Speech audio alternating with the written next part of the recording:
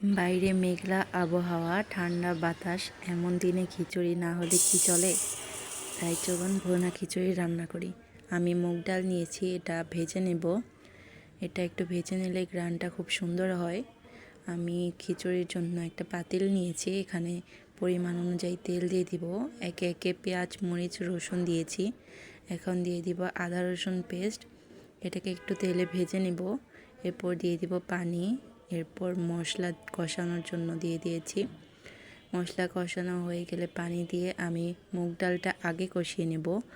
এরপর চাল আর মসুর ডালটা ধুয়ে রেখেছিলাম সেটা দিয়ে দিয়েছি। এটা কষিয়ে এখন পরিমাণ অনুযায়ী পানি দিয়ে দিব। চাল ডালের ডাবল পানি আমরা সবাই জানি। এরপর আমি ঢেকে দিয়েছিলাম আর আস্ত কাঁচামরিচ দিলাম। এই তো আমার ভুনা খিচুড়ি রেডি।